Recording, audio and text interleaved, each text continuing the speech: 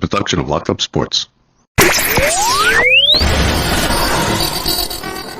Hi, everyone. This is ESPN alum Bob Picozzi, and you are locked in to Locked Up Sports. Can't wait. When it comes to talking sports, they're the authority. It's Bob Walters and Brett Grasso. It's Locked Up Sports, and it starts now. Bring them out, hey. Bring them out, yeah.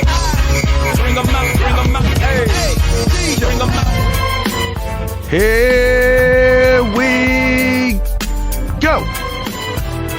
From the Brian Gunzel Studios, I'm Bob Walters.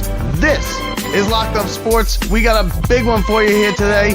The Yankees give up 9 first-inning runs in an 11-2 blowout home loss to Minnesota. Mets in Oakland to start a 10-game West Coast trip.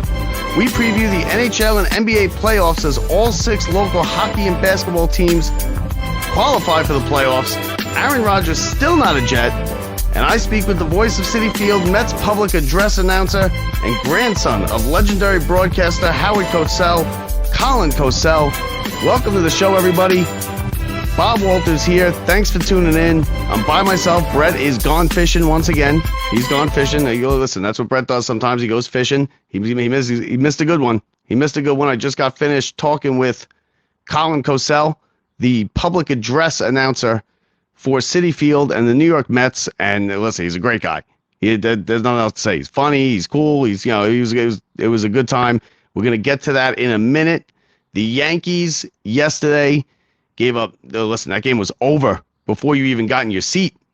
I mean, 15 minutes into the game, it was 7-0. Brito pitched. They kind of just took one on the chin against Minnesota. They've been doing that to Minnesota for God knows how long. As long as you can remember, they've been dominating Minnesota. They took one on the chin last night. They lost. It was over. You feel bad for anyone who was out at the ballpark. If you happen to show up 20 minutes late or you got stuck on a beer line or on a bathroom line before you got to your seat, by the time you sat down in your seat, looked up at the scoreboard, it was 11-0. If you got there in the second inning, it was 11-0. So the Yankees just, every team's going to have a couple of those. Yankees just had theirs last night. And like I said, you move on. You don't get worried about for the Yankees. They've, for like the third time in their franchise history, they've won 4 straight series to start the season. They have been playing great baseball, and they took one on the chin last night from Minnesota, a team that they have dominated for as long as I can remember. I mean, how many times has the Yankees knocked Minnesota out of the playoffs? So, you take that, you move on. Not a big deal there. The Mets are out on the West Coast. They will be playing tonight in front of probably 50, 60 people out at the Oakland Coliseum against the A's. Kodai Senga on the mound. The Mets are a better team than the A's. Okay, I think you want to go 6-4 on this road trip. That should be the goal. 6-4. You take 5-5. You take a 500 trip, but you want to go 6-4. And the West Coast is notoriously terrible for the Mets. I'm glad they're getting it over with here in the beginning of the season, because a lot of times I think they go back out west later, but man, a lot of times I could tell you countless times I watched these West Coast trips in late August where, the Mets were doing all right. They were kind of hanging in contention, and they go out west. They play a 10, 12-game trip, and they would just come back limping back home, season over. They go from 4 games out to 10 games out, and so you get it over with. They played a little bit better. They played a little bit better. They won 2 out of 3 against the Padres, who are a good baseball team, star-studded. The pitching seems to be getting better. Couple things with the Mets. Listen, Ruff was picked up yesterday by the Giants, back with the Giants. Okay, he was terrible here with the Mets. They got rid of him. He's back with the Giants, and what did he do? He does what everybody does. Former Met, now good. It just didn't take long with Ruff. First at bat, ringed one off the wall, a double. In his first at bat, I think he had 3 hits last night. It never fails. Even when the Mets are good, it never fails. The players that are bad go somewhere else, and they're just good. Now, is it that they can't handle it in New York? Who knows what it is? But we got the NBA playoffs and we have the NHL playoffs for the first time since 94, which is a magical year around here. We have all 6 teams in the playoffs. The Rangers, the Islanders, the Devils, the Nets, the Knicks are all in the playoffs. And it's the first time since 94. 94, of course, the magical season. The Knicks went to the finals, lost in 7. The Rangers played the epic series against the Devils in the Eastern Conference Finals, the Mato, and then they went on to win their first cup in 54 years. The whole OJ thing, it was just a wild spring into early summer around these parts in 1994. And the Knicks, the Knicks, I've been saying it for a while, the Knicks have to win this series. Okay, they're at a big disadvantage. Randall is questionable. Randall's questionable is basically what it is. They said he's running at full speed, but no contact. That's not good. Randall's a physical player. He's banging bodies down low. You know, he's had a great season.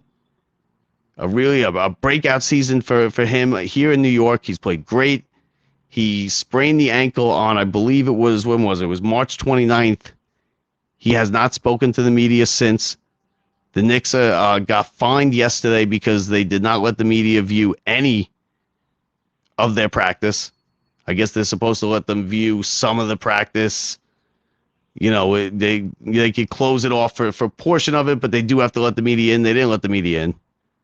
Randall hasn't spoken to anybody. You haven't heard from Randall since he sprained his ankle, which is now coming up on a couple weeks. And looks like he's doubtful for game 1 tomorrow. And that is huge because, you know, the Cavs are a good basketball team. They are.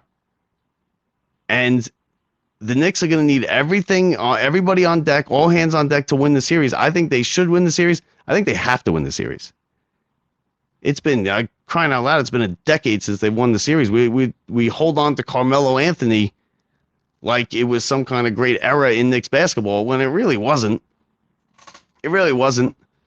But we hold on to it like it was because it's really all they've had in the last 25 years. Then they got embarrassed at home at the Garden by Trae Young a couple years ago. Now they have to win. There's no, I don't care if Randall plays in game 1. If he doesn't play until game 3, the Knicks got to get a split out in Cleveland, come home. You're going to have a raucous Garden, and they have to win the series. And I'm going to pick them to win the series in 7, just like I'm picking the Rangers to win their series in 7 against the Devils. The Islanders are also in. They get Carolina, which is, it's better than the Bruins, right? That's all you can really say about that. I don't expect much from the Islanders. I think the Islanders will probably go out in 5 or 6. You know, they needed an absolute historic collapse from Pittsburgh just to get into the playoffs. And now they're playing, top level, teams on a different level. When you start talking about Carolina and Boston and the Rangers and the Devils, those are the elite teams in the Eastern Conference and in the NHL as a whole. So I don't expect the Islanders to win. Good for them that they made the playoffs. They did have a good last couple weeks. They were dead in the water 3.5 weeks ago. So give them credit for coming back. They will get a couple playoff games. But listen, if there's one sport that you never know underdogs can win, it's definitely the NHL playoffs. Your goalie gets hot, you never know.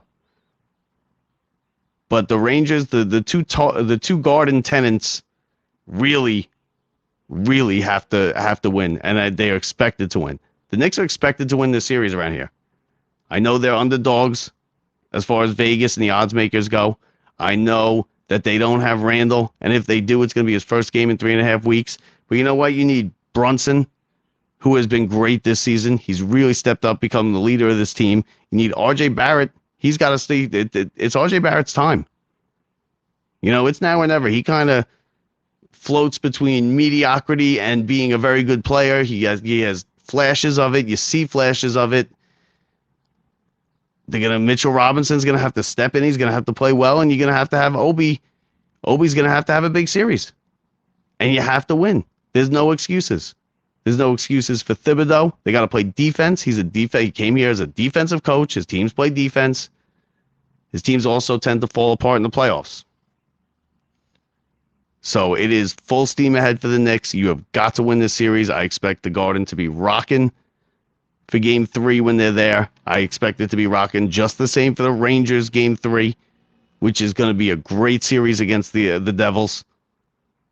They always are. Everything from Matteau in 94 to Sean Avery fighting, blocking Marty Brodeur and then subsequently fighting Marty Brodeur, pushing him, to the Devils winning in Game 6 in overtime, scoring on Lundqvist in the Eastern Conference Finals.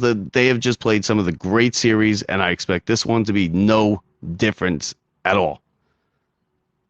And the Islanders, let's see if they could surprise us. That's basically, what's going on tonight. You got a couple of the play-in games tonight. They finished that play-in tournament, and then the Rangers are Monday, I believe. Rangers are Monday. The Knicks are tomorrow night, 6 o'clock. And we'll see if they could steal it. It's still questionable as to whether Randall will play. They haven't ruled him out. Like they said, nobody really knows. The Knicks are keeping it real tight to the vest. They're not letting the media in. Randall's not talking to the media. So Thibodeau said, his quote was, he's running at full speed, not cleared for contact. And to me, that sounds like he's out now. He's out Game 1. And it might not be terrible to hold him out Game 1 if he's not 100%. Because you only got to steal one on the road in the first two. You don't really want to go back down 0-2, although it's not a death sentence coming back down 0-2. Series doesn't start till a team loses a home game anyway. So it's not the end of the world. But you really want to steal one of these first two games. And I think you sit Randall out, you get him another couple extra days rest. They got the 2 days because the NBA is ridiculous with their scheduling, and they want the first round to go 3 weeks. There's 2 days in between games 1 and 2, and there's 2 days in between games 2. Games 2 and 3. So you get 4 days off playing in the first 3 games of the series, which is ridiculous. I mean, it's ridiculous that they're still playing the play-in tournament.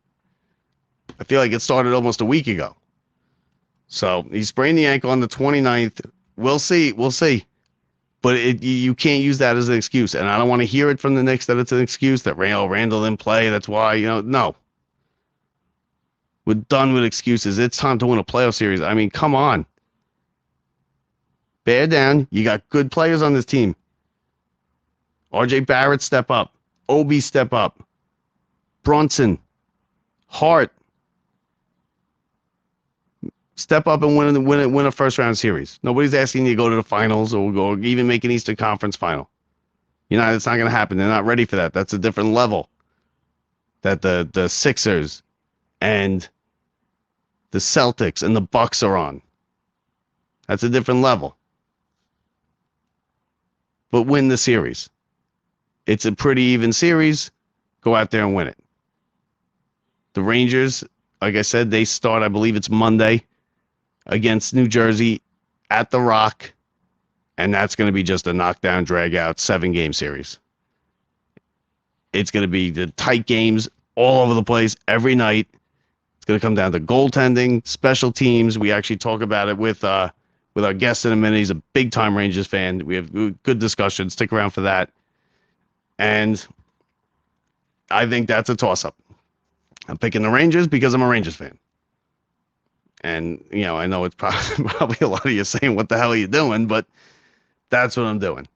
Mets are out on the West Coast tonight in Oakland. They got Oakland and then the Giants and then the Dodgers on this West Coast trip. And then it's back home.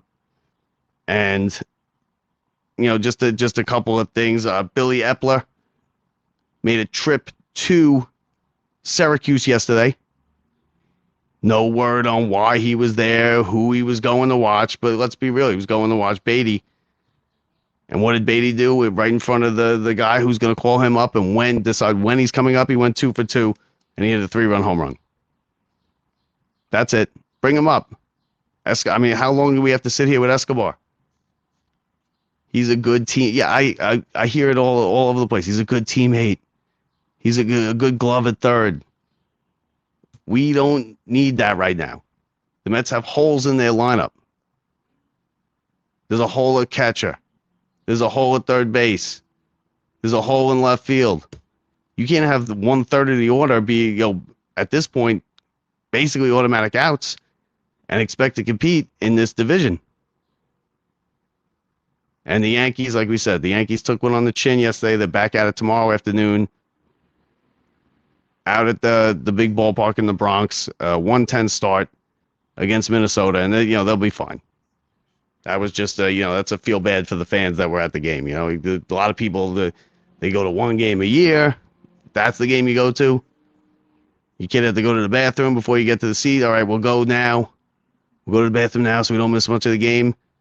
You get there middle of the first and it's 7-0. IKF even pitched. Maybe they use him there because he's useless everywhere else. Came in, got 3 outs, throwing about 50, 55, 60 miles an hour. But that was, I guess, the highlight of the game for the Yankees because it was 11-0 in the second inning, and the game was over. So there's that. We're going to get now to our interview. Listen, you're going to love the interview. He's a regular down-to-earth guy. He's Howard Cosell, the legendary Howard Cosell's grandson, and he's carved his own path. The voice of Citi Field. Here is my interview with Colin Cosell. All right, we'd like to welcome in our special guest today. He is the voice of Citi Field. He's in his 6th year as the Mets public address announcer. He's a stand-up comedian. He's a 3-time Emmy Award winner. He's a new dad to a little baby girl who's a bigger star on Twitter than he is at this point. And he is the grandson of the legendary Howard Cosell. Colin Cosell is his name. Colin, welcome to the show. Thanks so much for having me. I greatly appreciate it. And you're not wrong. My daughter Eloise has gotten quite a bit of traction on Twitter, more than I've ever gotten. So kudos to her. Yeah, she's great with the faces she has makes. I got one on the way. So nice. any you got any advice? I will give you the advice that everyone gave me, and then tell you to just throw it in the trash, because I'm sure you've heard it a million times. Everyone tells you to get as much sleep as possible, as if you're able to bank it and tap into it once the baby arrives. Like, it's the dumbest advice anyone can give. Mine would be just make sure you've got a good partnership with your wife, that you guys look out for each other. Whenever she can get some sleep, cover her. Whenever you need some sleep, she'll cover you. Just that is the best advice I can give. Well, I'm already ahead of the game. I'm already an expert. We were just talking before we went on here about how I don't get any sleep, how I've been at work since 9 o'clock last night. I'm going back tonight, so I'm already ahead of the game. I'm doing just fine. Oh, then you need no advice at all. You're perfect. You're made for this. Yeah. And I'm like 42, so like this is my first, and I'm always 43. Like, oh, okay. Is it your first? Yeah, my first. Oh, okay. Yeah. See, like, I'm always like, I'm going to pick her up from a dance class, and they're going to be like, hey, your grandpa's here to get you. She's going to be like, that's my dad, That was my joke, too. I was just like, yeah, she's going to have to push me down the aisle when she gets married in my wheelchair and just be like, hey, you done good, kid. And yeah. I said I'm going to be I'll be the creepy guy hitting on the 20-year-old moms thinking I'm smooth. Right. At, like, the PTA meeting, and they'll be like, oh, here he comes. Oh, no, here we go. But, so anyway, so you're the Mets public address announcer. I was at the game the other night when Alvarez struck out 9 times in the last 2 innings with the tying runs on every inning. Are you a Mets fan? Did you grow up a Mets fan? Absolutely, yeah. I mean, really, the only sport that I don't root across the board. Like, I have nothing against the Yankees. I have nothing against the Nets. I'm a Knicks fan. In hockey, it's Rangers or bust. That's it.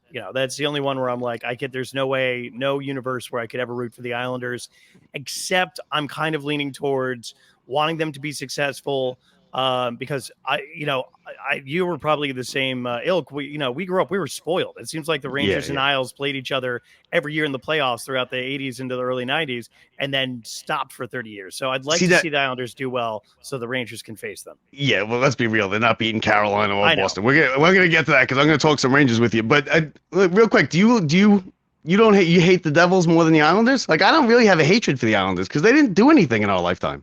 The Devils are like, oh, the Devils. It's funny. It's the Islanders just because it's always been Rangers Islanders for me, and the Devils are just kind of like dancing around the perimeter, just being like the antagonist, winning cups all over the place. Yeah, but I was a nice hockey goalie, and like I had nothing but respect for Marty Brodeur until I met him and learned some stories about him. Then it turns out he's just kind of a d-bag. But other than that, as a goalie, game respect game. So I was okay with Brodeur. With the Devils, I didn't hate them as much as I hated the Islanders. So it was just like, all right, fine. Good for you, New Jersey. Finally, that state got something, shiny that doesn't smell like a septic system. Yeah, and I'm gonna get more into the Rangers with you a little bit later. But now, how'd you get the job? First of all, how'd you get the job as Mets PA announcer? Did you want to be like your grandfather, like a play-by-play or something like that, and just kind of fell into public address announcing? I knew I wanted to do something in front of microphones, something in front of an audience. I knew that from a very young age. I mean, I first got to record and hear my voice back when I was 5 years old, and I was hooked, and that was it. And that was a direct connection, direct result of my grandfather and growing up with him as a doting grandfather who was around a lot. I kind of dilly-dallied because the older I got, the bigger I realized how he was. And I was like, wait a minute, these are shoes that are impossible to fill. I need to like carve my own path. So that is why I was doing professional theater for a little while. I did radio for a number of years. I went into stand-up comedy. I don't do it as much anymore. Now it's like the occasional event I'll host. But I kind of danced around what I wanted to do, which was go into sports. So I finally went after that when I was 29 years old. And then luckily a gentleman named Marty Ehrlich took a chance on me. I was working for a network called MSG Varsity. They went under and then went with Verizon Fios One Sports. And then that went under as well. And in the meantime, to make extra money, I was bartending and managing a bar in the city. Befriended a gentleman who was working for the Mets. Long story short, I was at a game Sunday, April 15th, 2018. It was the Mets versus the Brewers, 4:00 start. It was cold and misty out. It was disgusting. And I shot him a text and said, hey, man, I'm at the game. He's like, great. I'd love to show you around if you want to like warm up and dry off for a second. Also, I have a question for you. So he does all the above. And then he says, look, they're looking for a new PA announcer. I can't help you in any way. But if you can give me a demo, I can put it in the right hands and then we can hope for the best. And that's exactly what we did. And a month later, after they whittled it down, they narrowed it down to 7 people. 2 of us won the job. And that was myself and Marisol Castro. And here we are in our 6th season. Wow. That's crazy. That's great. Like you weren't lucky enough to be all this other stuff. And Howard Cosell's grandson, you go to the Mets game and you become the PA announcer. Well, I mean, a lot of work went into it. Believe me, there was many years of heartache where, the last name Cosell is a blessing and a curse. It opened a lot of doors. That's a blessing. The curse being, that last name, because Howard was just a genius. The man was exponentially smarter than me, far more disciplined and better at his craft than I would ever be. He was a lawyer. I was doing stand-up comedy. So you really, the parallels, kind of ended once you got past the affinity for audiences and being on a microphone. With the one parallel that we have, my grandfather's big break as a beat reporter was being assigned this brand new team in 1962 called the New York Mets. And my first big break as a professional announcer was 56 years later with the New York Mets. So that is where it begins and ends between me and Howard. Now I saw the video. You took a video of the first time, your first starting lineup, right? And you're very emotional about it. You looked like you were nervous. You did a fantastic job. Were you more nervous that day, that first time, or the first time doing stand-up? Wow, that's a great question. The one that I posted, that was actually the starting lineups for my first playoff game. That was game 2 against San Diego. Jacob deGrom's last start, which we didn't know at the time. Yeah, we did win that game. But my dream was announcing in front of a sold out playoff crowd, and to have that dream come to fruition, after decades and decades of dreaming about it, it was nerve wracking. There was a lot of emotions behind it. And it was pretty scary. Doing stand up's a whole other animal because it's your script. It's a spotlight on you with a microphone and a bunch of people that are there with one goal in mind. And if you don't deliver, they're going to remember you as being awful. And that's all on you, so there's no scapegoat. Stand-up comedy is its own animal. It's scary. It's its own breed of scary, really. Yeah, I believe it. I would love to do stand up one day. That's something that I like. I don't know if I ever will, but I would love to just get up there and do it. Now, you're telling my jokes already up there with I think everybody should. Yeah, you think everybody should do it once? 100%. If you're able to get people to laugh in any situation, I think you should try stand-up comedy because it forces you to zero in on like what is actually funny and what you find funny. Because what you find funny may not be approachable for an entire audience, but if you're able to find a way to deliver it in a way that is palatable for a variety of personalities in a room, well then, that kind of increases your ability to be a better public speaker, to be better in public situations, social situations, and it kind of increases your arsenal. So yeah, I think everyone should try stand up if they think they have one iota of humor in their body. Yeah, well, I think I'm somewhat funny, but we'll see about that. Now, take us through. So far, you've made me laugh a few times, so I think you should. You personally should. Yeah, I mean, listen, I think I'd be fantastic at it. What am I talking about? But now take us through the day of a public address announcer. What time do you get to the game? Do you have to prepare? Do you practice the names? Is like stuff like that? Like, take us through your day of a 7-10 game at Citi Field. 7:10 start. I'll have my day job, my 9 to 5 or my 8:30 to 5 job. And then as soon as the workday is done, I will head to the ballpark. I try to get there. I'll probably cut out of work a little bit early, so hopefully my boss isn't watching this. I'll cut out a little bit early. I try to get there for about like an hour and a half at the latest, maybe about 2 hours before first pitch, so I can get situated and settled, get parked, and get in there before they open the gates, ideally. So you can just kind of make your way through the building with greater ease.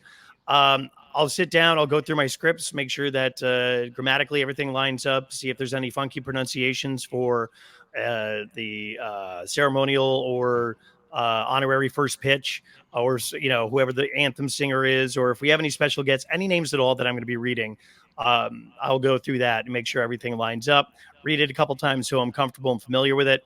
And from there, go grab a bite to eat, fraternize with my incredible production team, and then, sit down, eat my dinner, go through the lineups, make sure everything's good to go, make sure my scripts are in order one last time. And then usually about 20 to 15 minutes before the game gets started, I'll jump on the mic and begin my reads. Now, when it comes to the team that's coming into town, I will do my research the night before.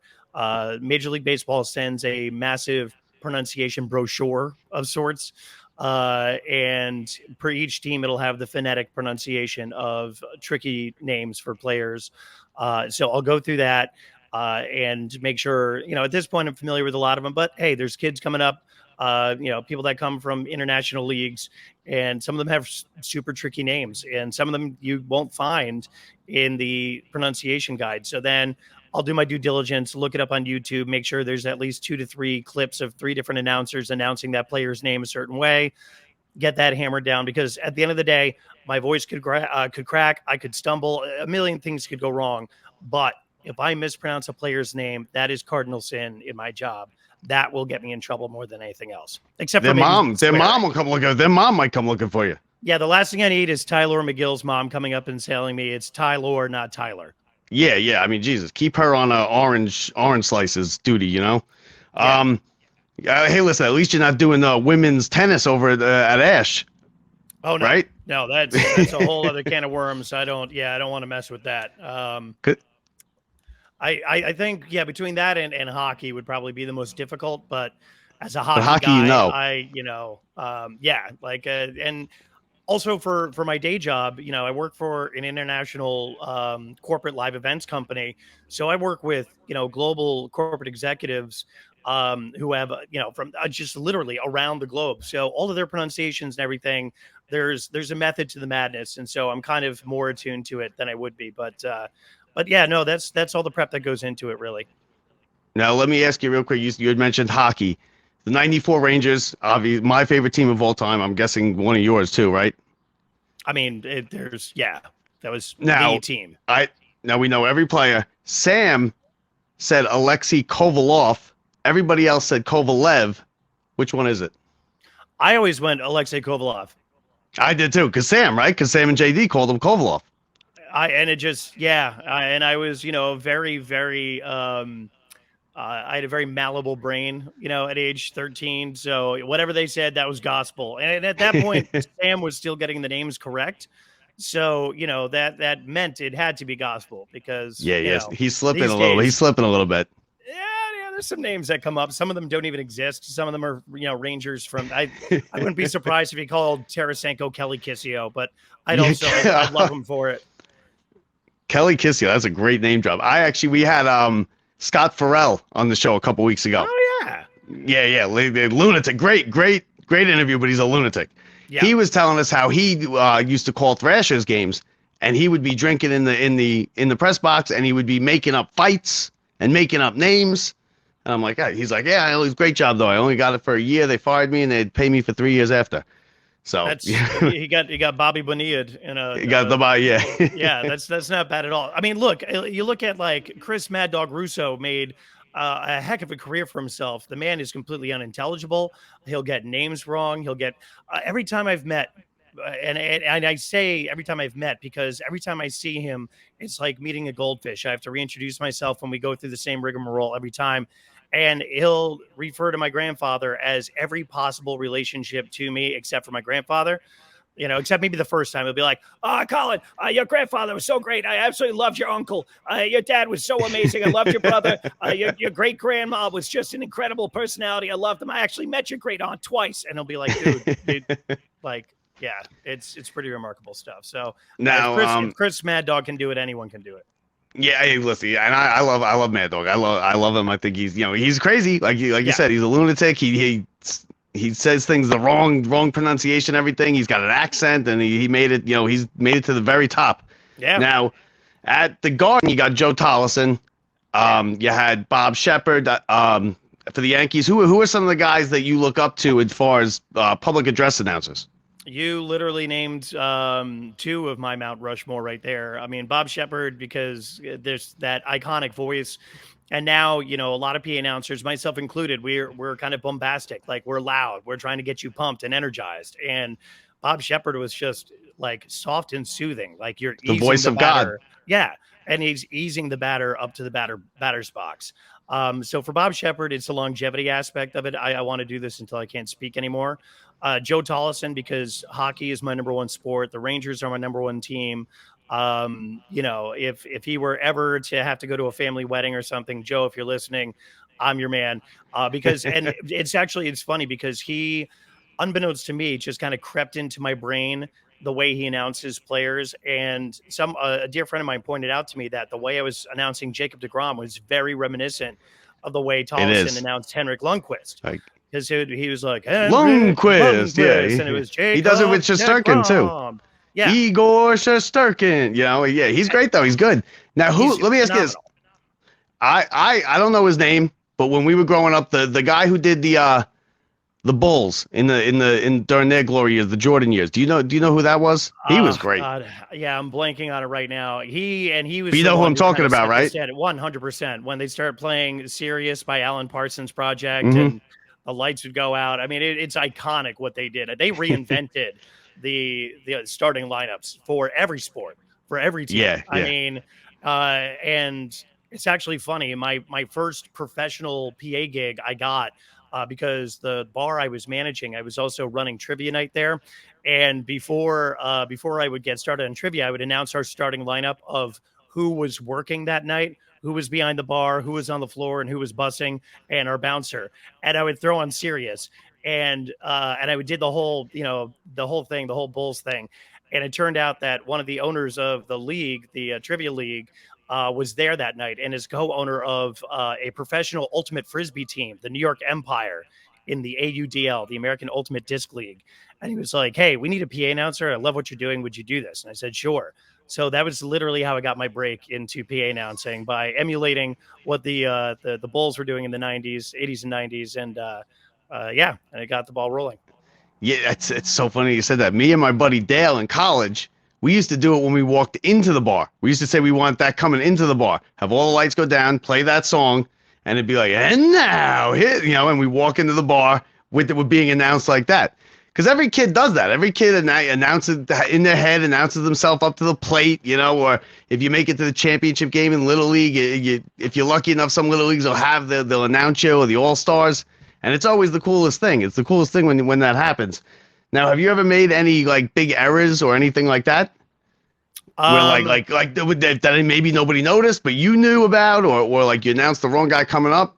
My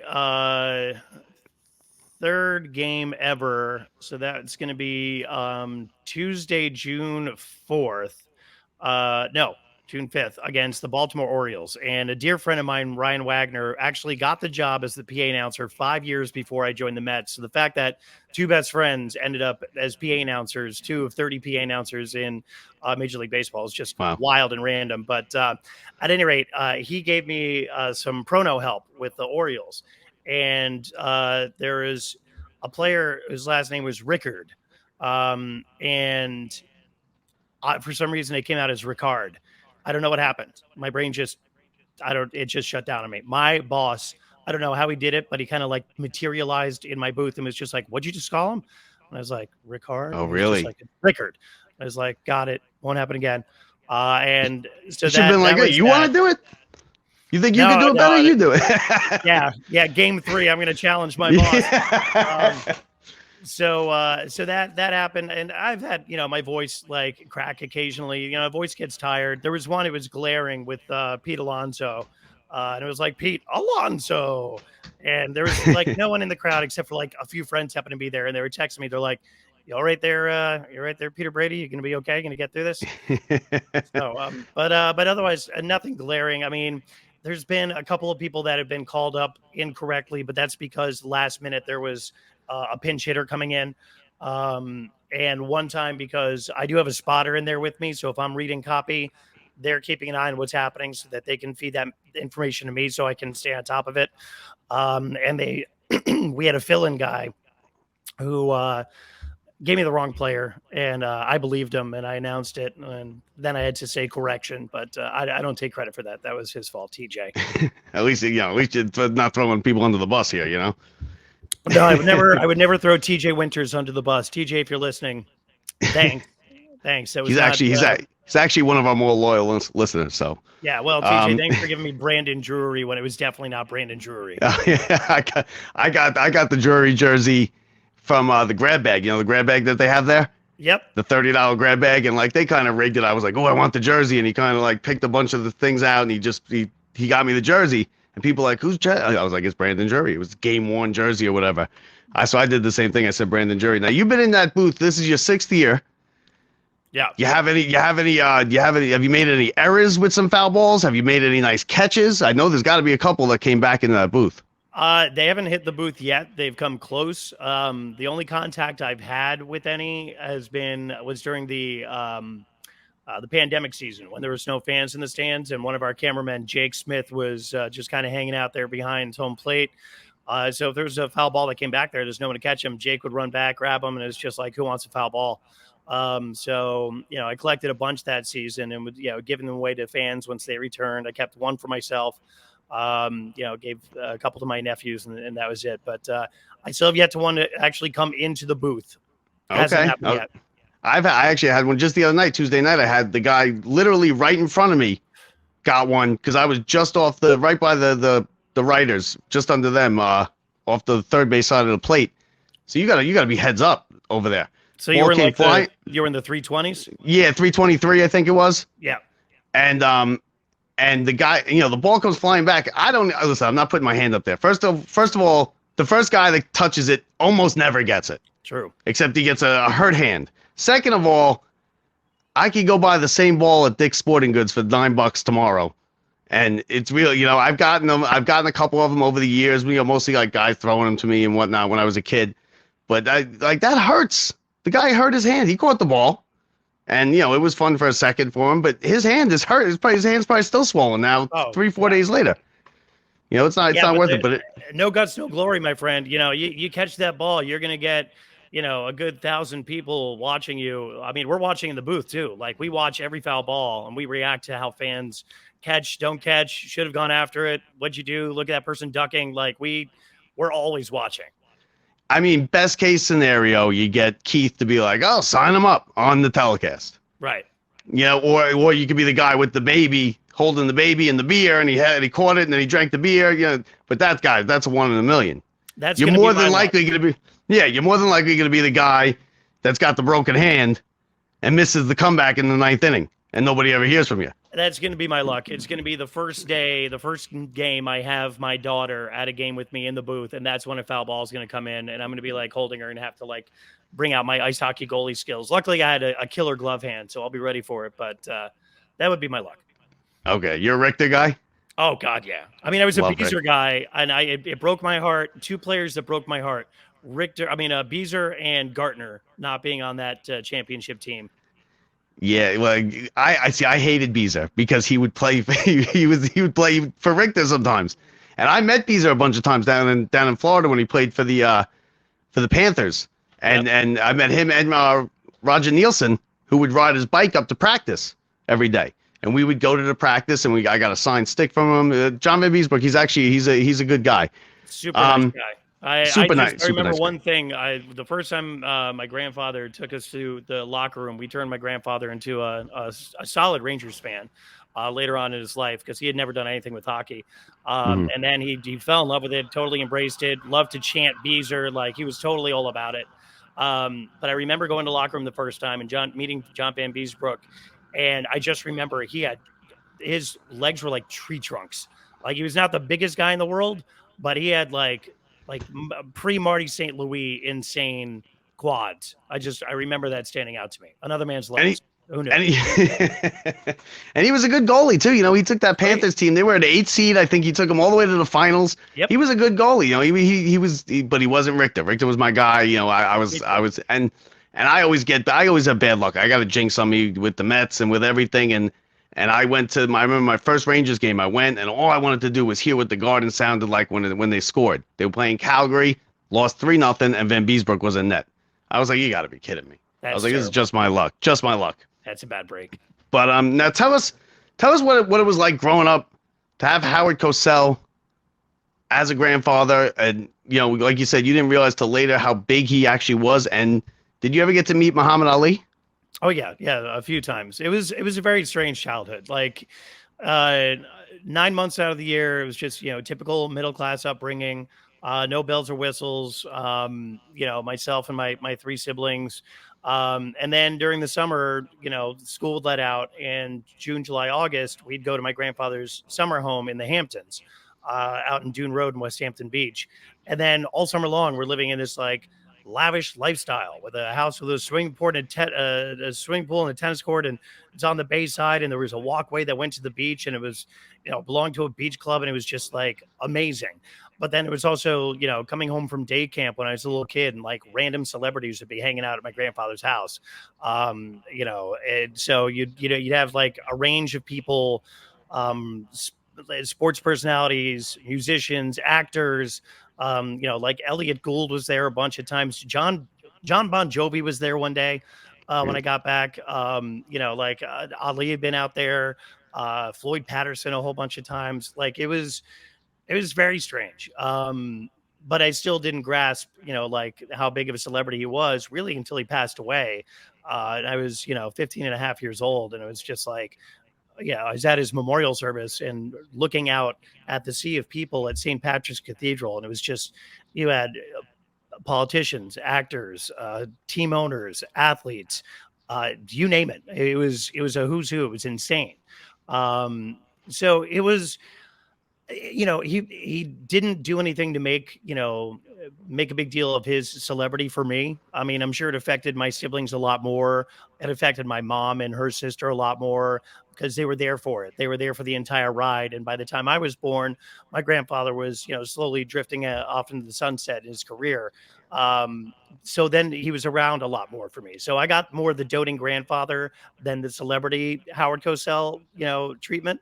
But I wouldn't trade that for anything. It was still an awesome childhood, met some incredible people, and had it was very unique to say the least. Well, I mean, he was like more than a sportscaster. I mean, he would do the Monday Night Football and everything. He did the Ollie Freight, Down Goes Frazier, but he also told America, he was the one that told America that John Lennon was shot. Yeah. So yeah. There's things like that, where he's kind of ingrained into Americana like that. And I obviously I didn't ever seen him really. I don't think I ever. When did he retire? Because you're a year older than me. He retired in 91, shortly after my grandmother passed away, and then he passed away in 95. Okay. I think I remember him on like AB Wide World of Sports or something like that, right? He did that on like Sundays. Okay. I got you. Now what? He had a variety show. Like, he did a whole bunch of stuff. I mean, he was not, like a one-trick pony as a broadcaster.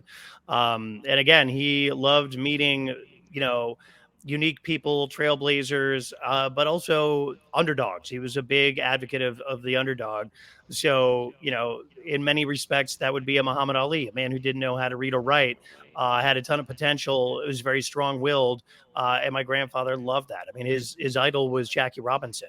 But then there was also people that kind of set the world on fire, and he was intrigued by them. And John Lennon was one of them. Very unlikely friendship, but it sparked, and they totally just dug one another's vibes and had a friendship. And then my grandfather had to announce his assassination, his murder on December 8th, 1980. So yeah, it's a pretty transcendent kind of career to put it mildly. Yeah. I mean, it's a one of a kind career. It's not anything like anybody else's. I mean, the industry's kind of changed, stuff like that. Now Alex Anthony was right before you, correct? As the Mets? Okay. And I guess I was reading there was some kind of controversy where he got fired or whatnot. Now, did you notice, because public address announcers, I wouldn't say they're kind of in the background, but they are kind of in the background. Like, they're not as known as, Gary, Keith, and Ron, who are in your living room every day, or Howie, who's with you in the car. Is that something that you think that you're disappointed about? Do you think they should be more well known, or would you like being in the background, kind of being there? Everybody hears you, every word, but you're in the background. I made a point of it. The day I got the job, I made a conscious decision that I was going to make this a very hands-on job, because there's a synergy there in every game. When I'm announcing the starting lineups, the fans aren't just yelling at random. They're yelling because I'm saying their favorite players' names. And they're reacting accordingly. They're doing the same thing when I announce them up to bat as well. So there's a relationship there that I wanted to break down, of me just being in some booth and them with their backs to me. And the best way to do that was opening my window in my booth, talking to the fans that are there, season ticket holders, but also on Twitter, engaging with fans a lot, and in a variety of ways. And I made it something that I didn't want to just be a voice in the stadium and them just be ears that I'm talking at. We're all in this together. We're all fans in this together. I feed off their energy. They're feeding off of what I'm saying. Let's tear down that wall and actually have, a dialogue. And so I've made a conscious decision to do that. That's not for every PA announcer. Some people just want to go in, say their words, and get out. I love engaging with fans. I'm a people person. My coworker, my colleague, my PA partner, Marisol Castro, she's the first one to admit, she's like, I don't want to engage with people. I just want to come in, announce, watch baseball, love doing my job, and get out. I'm the polar opposite. And I'm actually in the minority in that respect. So it's literally what you make of the job. And I've put a lot of effort into establishing relationships with fellow fans in this job. I mean, listen, you're right next to Howie. How long did it take you to talk to Howie about Matteau? Oh God, that didn't take long at all.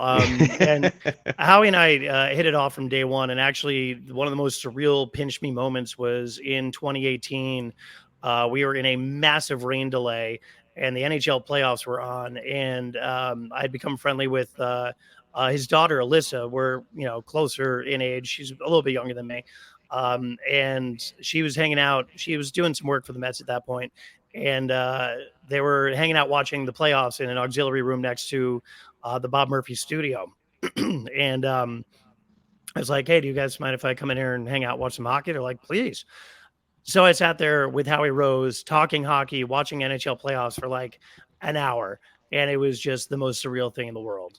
Um, I didn't really talk to him about the Matteau thing until I had him as a guest on a podcast I used to do a few years ago. But otherwise, yeah, Howie's an awesome guy, and it's been an honor to get to know him better and to now call him a friend. Yeah, he seems like he's a nice guy, and he's a great announcer. He's got great stories. He's got great stories on the air.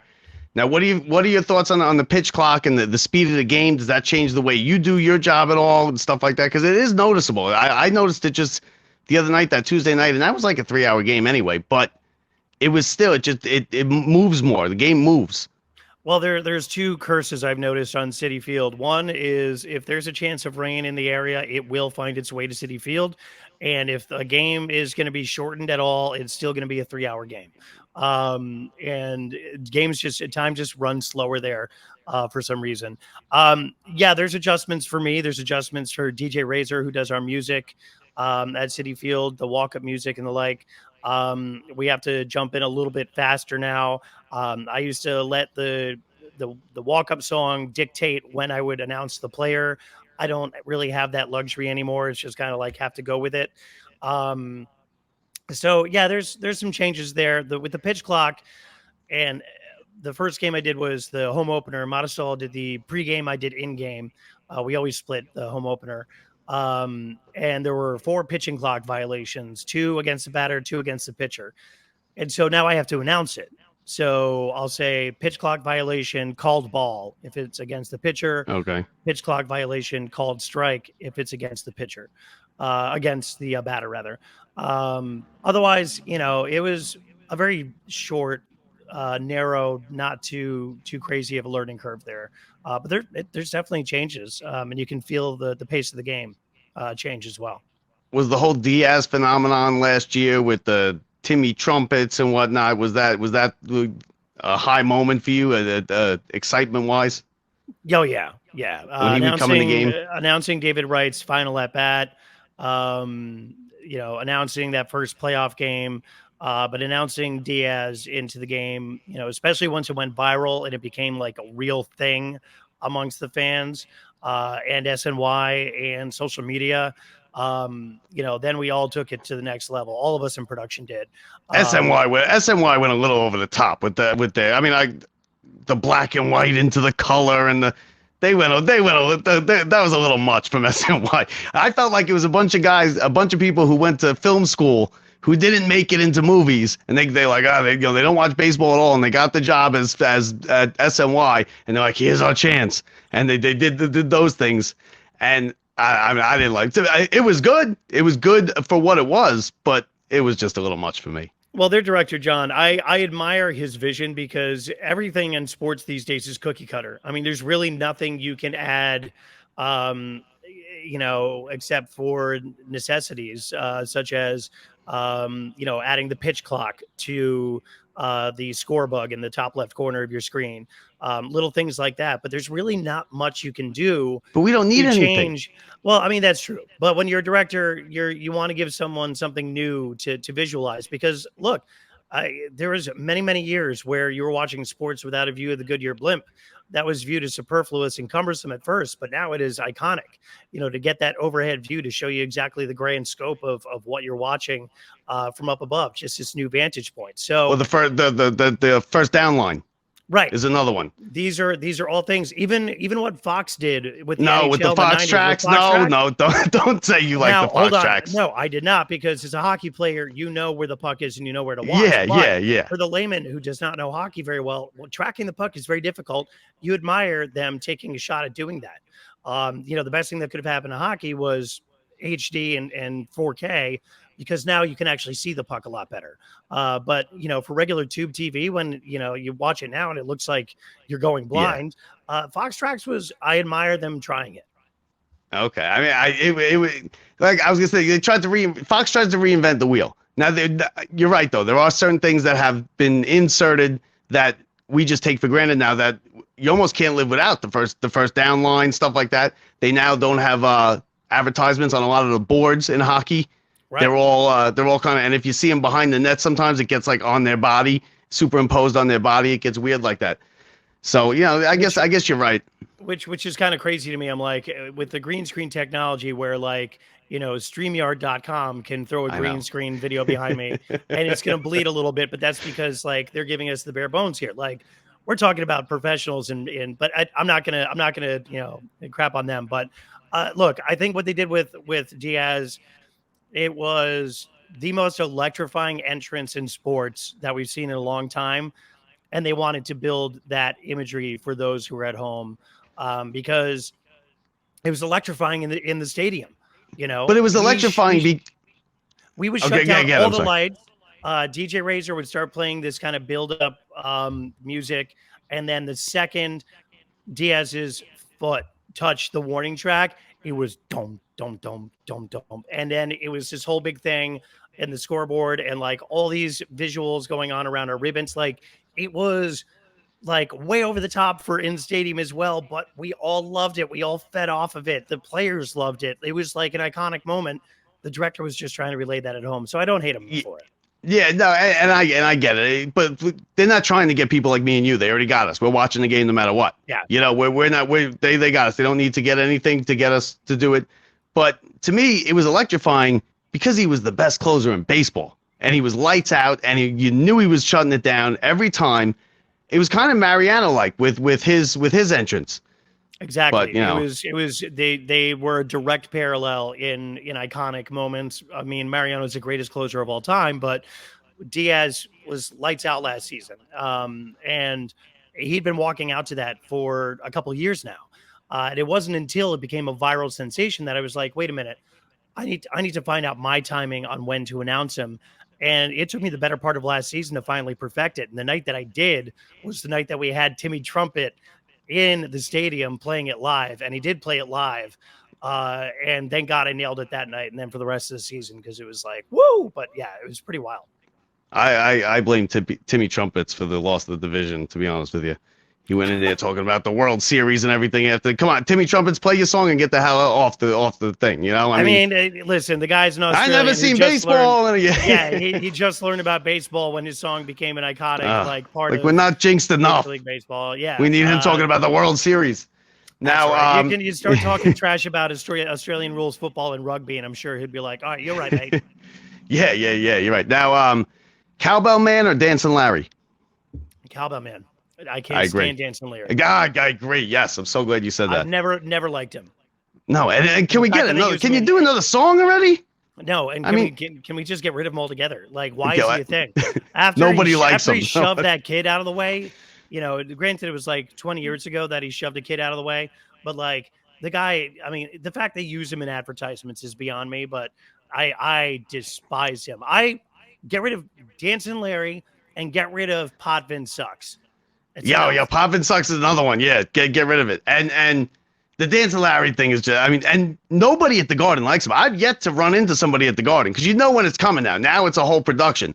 Third period, probably the first commercial break, under 10 minutes. He's going to come out of that tunnel, and it's going to be the same song from 1992.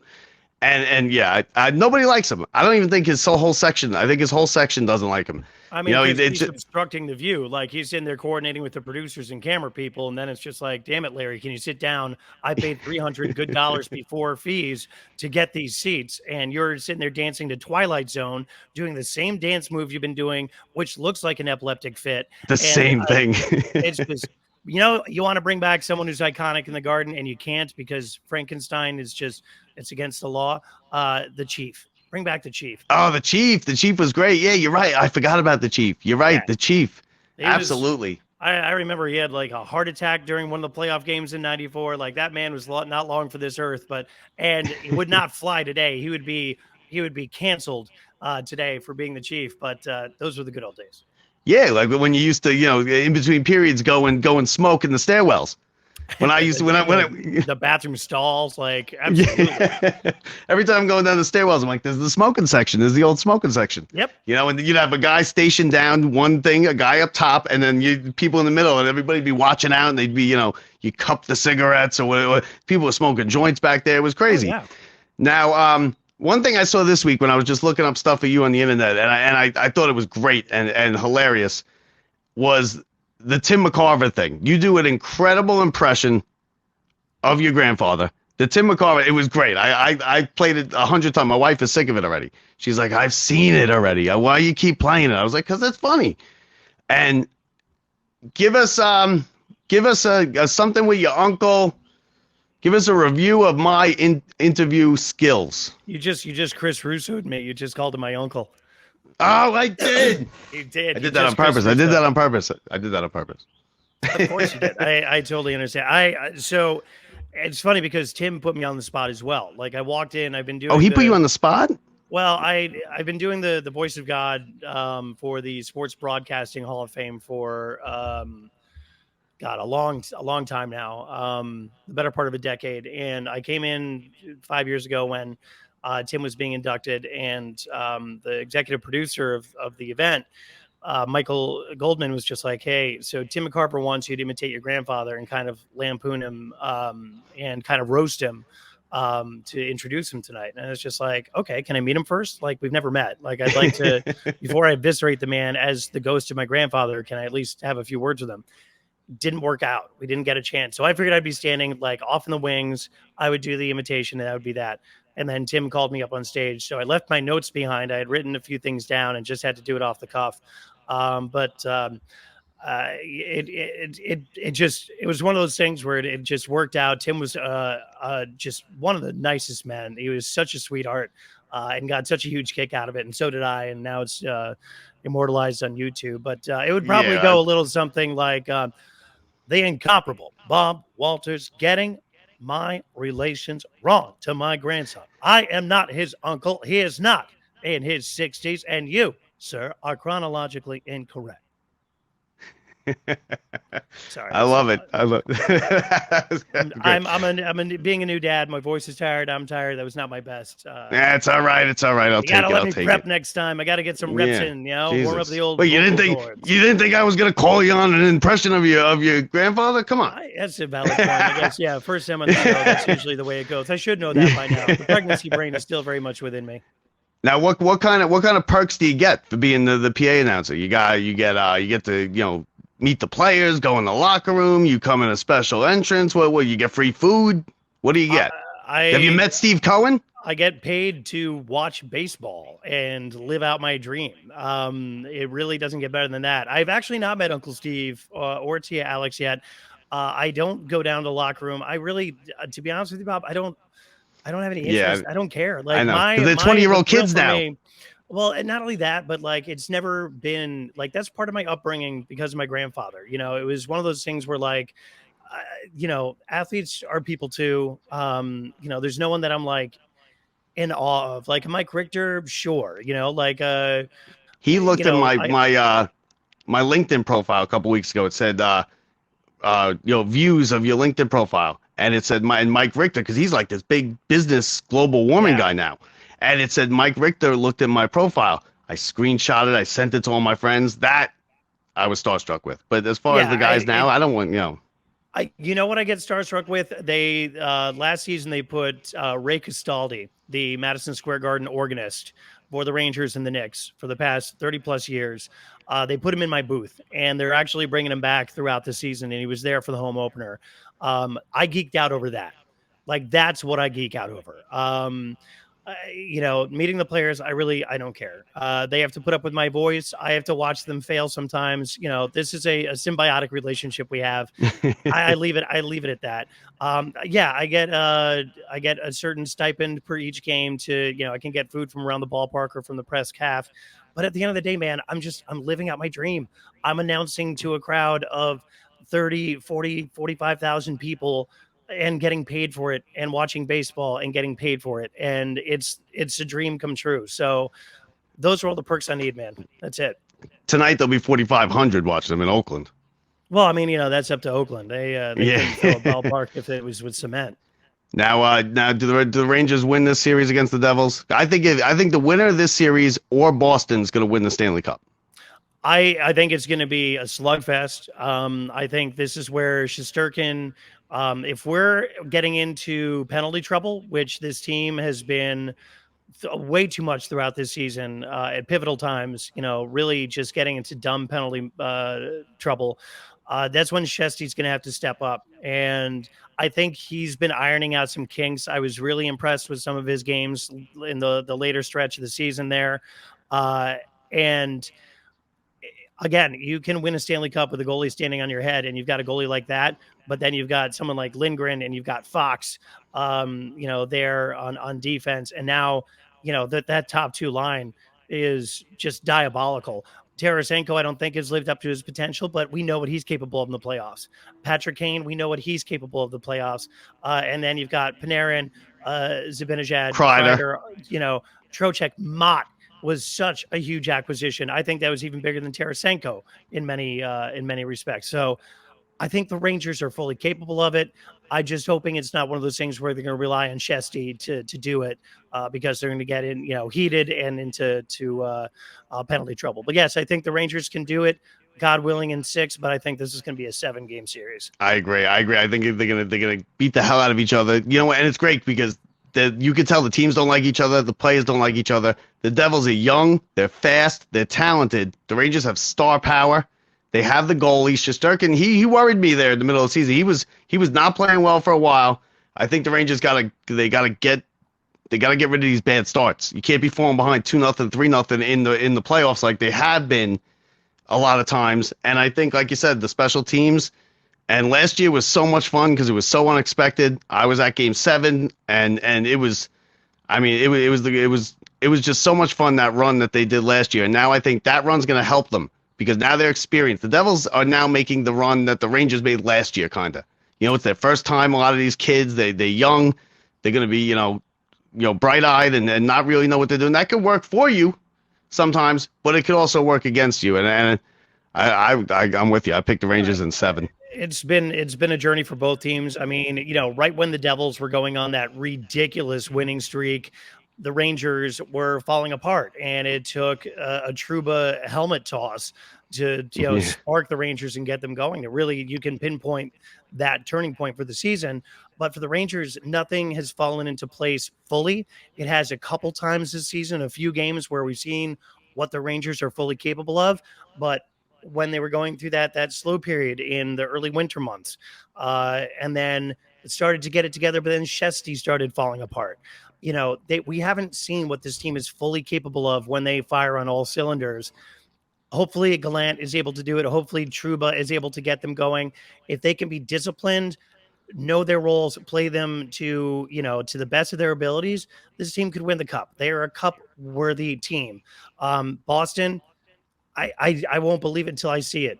Records are made to be broken. We won the President's Trophy in '93. Look what that did for us. So whatever. Let's see where the chips fall where they may. Zibanejad is the best player on the team, I think. He was my favorite trade since Marty St. Louis. Yeah, and is Adam Fox Brian Leach?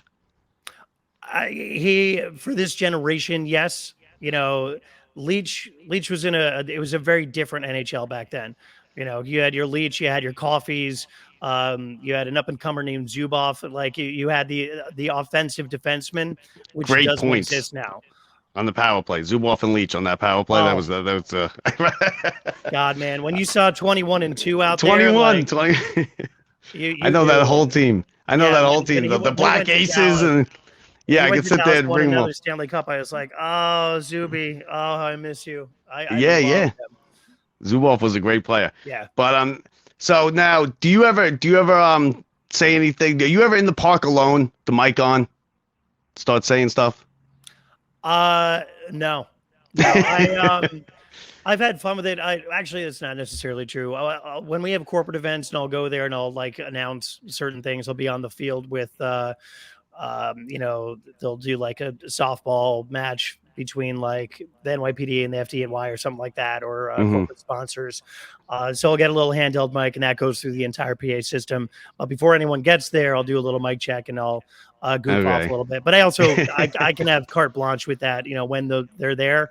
But yeah, there's been some fun here and there, sure. Yeah, okay. But I also good. have to keep in mind that the corporate offices are right there and they can hear everything. Exactly. Now you also did walk-up songs for people during the pandemic, right? You did a walk-up. So so if I send you something, you make me a walk-up. You call my grandfather my uncle again. We're gonna have to reconsider it. But yeah, of course, Bob. Yeah, absolutely, man. No, all right. No, there was, and again, that's another one of the things that I wanted to do to connect with the fans, because during that time, it was one of the scariest moments of our lives. We had no idea what was going on. But beyond that, I wanted to be in the booth. They wanted to be in the ballpark. That was the best way to connect the two, and also to continue building that relationship with the fans outside of the booth and the ballpark. So, so that was a lot of fun doing that. It was a lot of work. I did 1,200 of them, but it was well worth it. Yeah. Well, hey, listen. Everyone tells me now that I'm gonna have a kid on the way, that I ain't gonna be going to games like I usually do. So I'm gonna try and get to one of these games during this series. But it's like a mortgage payment to get into the Garden these days with the Rangers. Oh, Rangers, yeah. For the Mets, I'm like, the Mets, $20. My daughter's 17 days old, and I've been to 4 Mets games. So, father of the freaking year over here. My wife Julie she's just been a saint. But same here with my wife. Well, I doubt I'll make it to any Rangers playoffs games, because I need to put that money towards my daughter and not frivolous spending. I can watch at home. Got to be responsible now. Well, a hell of a job. His name is Colin Cosell. Colin, thanks for giving us a couple of minutes here today. Thanks, Bob. I appreciate it. It's been a lot of fun. I'll call you when I do my stand-up. Please do. I'll be the first one in the crowd laughing as hard as I can. Absolutely. Thanks, Colin. All right, thank you, Bob. How about that? Huh? How about, can't wait to hear my walk-up song. I can't wait to hear it. If you have any suggestions, I'm still looking to pick a walk-up song. I don't know what I'm going to use. I know I'm going to get ridiculous responses with it, but what should my walk-up song be? You guys tell me. We'll pick it out together. We'll figure something out. But thank you. Thank you to Colin Cosell. Really had a good time speaking with him. He came on. He gave us everything about his uncle, his life, how he got the gig. It's a dream job for him. You feel good for him. It's a dream job for him. And he gets he's the voice of the Mets at Citi Field. How great is that? So really interesting. I really enjoyed talking with him there. You guys helped me pick out my walk-up song. Brett missed a good one here today. He's gone fishing. He made his choice. Just kidding, Brett. We love you. Brett's going to come back. I think he's going to do the Sunday wrap-up show with me.